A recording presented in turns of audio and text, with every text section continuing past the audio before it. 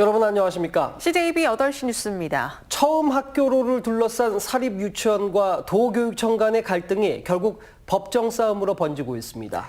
사립유치원 원장들이 충북 교육감을 직권남용으로 고소한 가운데 교육청은 문제될 게 없다는 입장입니다. 이윤영 기자입니다. 사립유치원 원장들이 청주지방검찰청에 고소장을 제출했습니다. 김병호 교육감을 직권남용 혐의로 고소한 겁니다. 온라인 입학관리 시스템인 처음학교로 미참여 시 보조금을 삭감하고 각종 지원을 끊겠다는 것은 관련 법령 어디에도 근거가 없는 직권남용이라는 겁니다. 이 처음학교로의 참여 여부는 일종의 공고사항이고요.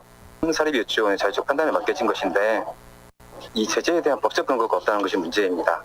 직권남용죄가 성립한다는 것이고 이러한 경우 처벌이 불가피하다는 것이.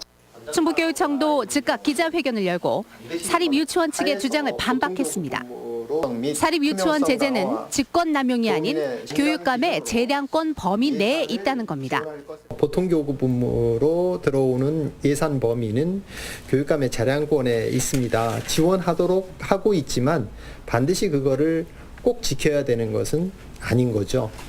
또한 오늘까지 처음학교로의 참여 의사를 밝힌 76개 사립유치원에 대해서는 각종 제재 없이 동일한 기준으로 예산을 지원하겠다고 밝혔습니다. 3시 반부터 잠깐 동안 시스템을 열어서 혹시나 참여를 원하는 곳이 있으면 빠지지 않고 등록하도록. 하지만 미참여 유치원에 대해서는 내년부터 강력한 제재 조치를 예외 없이 적용할 것이라고 밝혀 밤샘 농성과 법정 공방으로 이어지는 사립유치원과 도교육청 간의 갈등은 더욱 격화될 전망입니다. CJB 뉴스 이윤영입니다.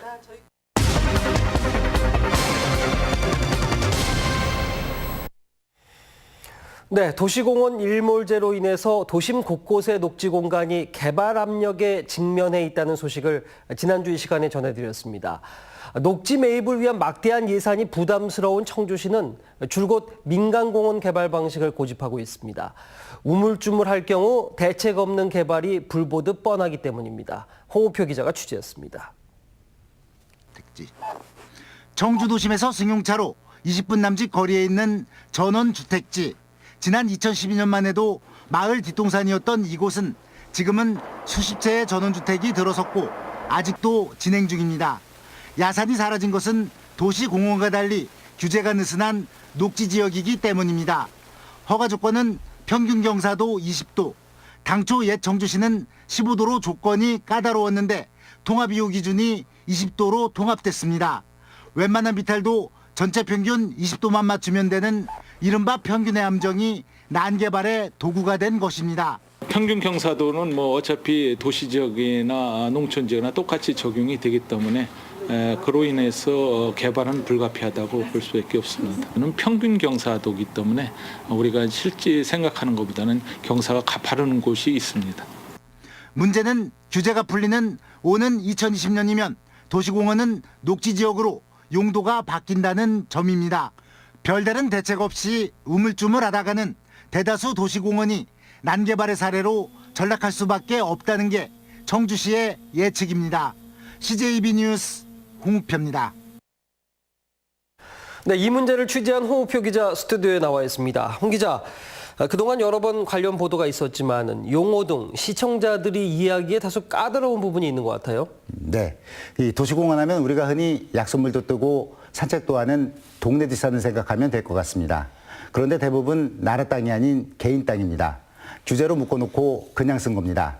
헌법재판소는 지난 1999년 과도한 사유재산 침해라는 판단을 했습니다. 20년 이상 지나면 토지 소유주의 개발 행위가 가능해진 것입니다. 그렇다고 하면은 자치단체가 현실적으로 이 땅을 모두 사들이는 게 어려운 일인가요? 네, 그렇습니다. 당장 2020년 청주시가 추산한 매입 비용만 해도 1조 4천억 원입니다. 지방채를 발행해 급전을 융통한다 해도 결국 빚입니다. 그래서 민간공원 개발이 추진되고 있습니다. 전체 면적 가운데 30% 정도의 아파트 등 개발권을 주고 나머지는 자치단체가 소유권을 넘겨받아 녹지를 보존하는 방식입니다. 네, 근데 그동안 민간공원 개발 방식과 관련해서 갈등이 적지 않았고 그래서 민관 거버넌스가 구성돼 이 문제를 논의한다면서요? 네, 한범덕 시장의 공약이었습니다. 거버넌스 구성 과정에서 극심한 갈등이 표출됐는데 의회 중재로 지난주 겨우 인선을 마쳤습니다. 모두 24명인데 시민 사회단체 성격의 대책위 측 인사와 추천 인사 6명이 포함됐습니다. 조직은 꾸렸지만 이제 시작입니다. 당장 이 거버넌스의 법적 지위와 권한의 범위를 놓고 갈등이 재촉발될 가능성이 큽니다. 대책위 측은 최고 의사결정 권한을 요구하고 있고 청주시는 자문조정의 역할로 한정하고 있습니다. 사실 최고 의사결정권이란 청주시의 최고 의사결정권자, 시장의 권한을 침해하는 부분이기 때문에 청주시로서는 손사래를 칠 수밖에 없습니다. 민관 거버넌스가 도시공원 문제 해결에 솔로몬의 지혜를 낼지 사사건건 발목을 잡을지 앞으로 좀 더 지켜봐야 할 것 같습니다. 네, 점점 해제 시한은 다가오고 이렇게 우물쭈물하다가는 난개발의 폐해를 눈앞에서 지켜봐야 하는 것은 아닌지 우려스럽습니다. 홍우표 기자였습니다. 네, 보신 것처럼 청주 구룡산 개발이 코앞으로 다가온 가운데 한국 내셔널 트러스트가 청주 구룡공원을 꼭 지켜야 할 자연환경으로 선정하면서 청주시의 고민이 더 깊어지고 있습니다. 정진규 기자입니다. 청주 성화동과 산남동을 잇는 자연녹지인 구룡공원입니다. 도심 속 생물 다양성이 잘 유지되고 있는 곳으로 손꼽힙니다. 실제로 이곳엔 멸종위기 2급인 맹꽁이 등 생태 지표종이 확인됐습니다. 특히 한국 내셔널 트러스트는 최근 이곳을 반드시 지켜야 할 자연환경으로 선정했습니다. 그쪽은 두꺼비라든가 맹꽁이들이 서식하는 그런 생태 공간으로서 종 다양성이 아주 잘 유지되어 있다고 판단하고 있습니다. 문제는 이처럼 생물 다양성이 잘 유지되고 있는 이곳에 개발 압력이 점차 높아지고 있다는 겁니다. 도시공원 일몰제 때문입니다. 환경단체들은 개발 규제 해제로 인한 자연 훼손을 막기 위해 청주시가 지방채를 발행해 이곳 토지 일부를 매입할 것을 요구하고 있습니다. 개발 압력이 높은 곳은 또 순차적으로 매입을 하고요. 10년 안에는 또 그 다음 개발 압력이 높은 곳은 매입을 하고 이런 방향을 좀 가져가자고 지금 저희가 계속 제안을 하고 있는 상황입니다. 반면 청주시는 신청사 건립 등 굵직한 사업들로 인해 지방채 발행에 부담이 있다며 민간공원 개발 방식으로 70%의 녹지라도 지키겠다는 입장입니다. 구룡공원 같은 경우는 약 2,600억 정도 소요가 됩니다. 토지 매입비만. 그걸 시에서 충당하기는 어렵습니다.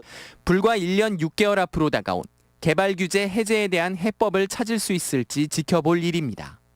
CJB 뉴스 정진규입니다.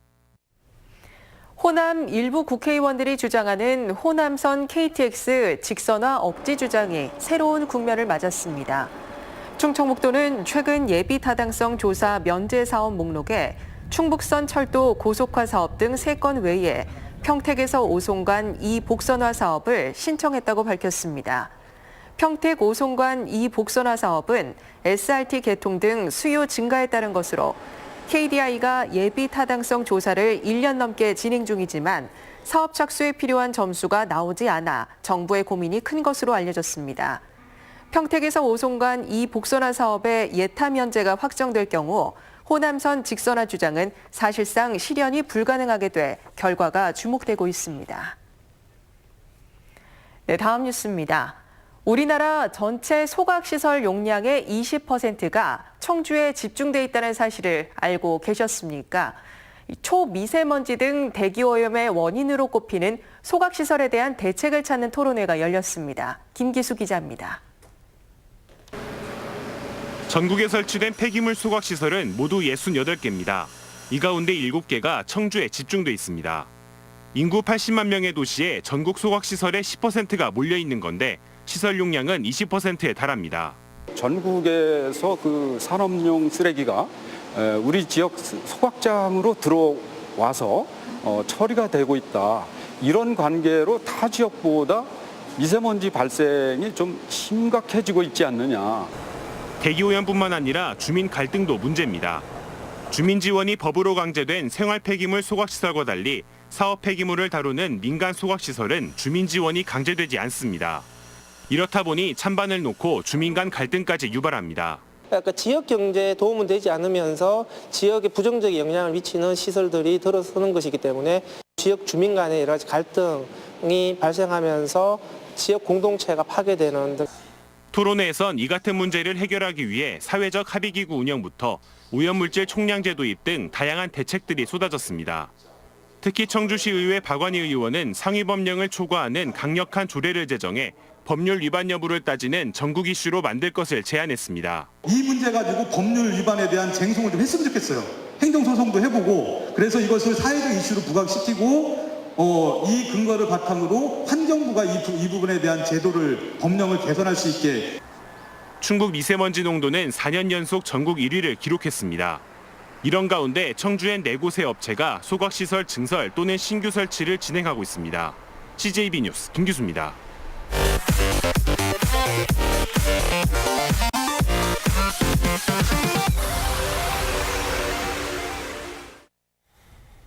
네, 요즘 주민센터에서 술을 마시고 행패를 부리거나 흉기로 위협하는 일까지 끊이지 않고 있습니다.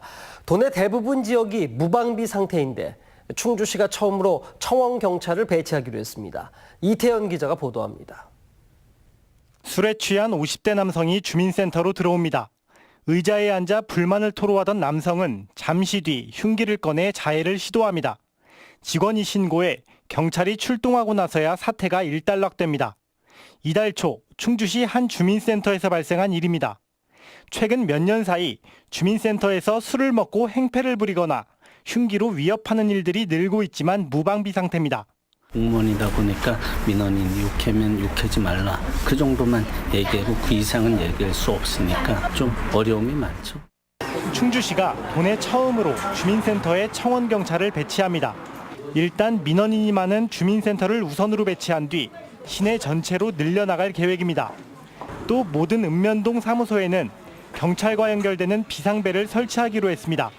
그 직원들의 안전 대책이 세워져야지만 그것이 온전히 시민들의 행정 서비스를 높일 수 있는 그런 방안이 될 수 있다고 판단이 되었기 때문에 서울을 비롯한 수도권은 이미 몇 년 전부터 주민센터에 청원경찰을 배치해 만약의 사태에 대비하고 있습니다.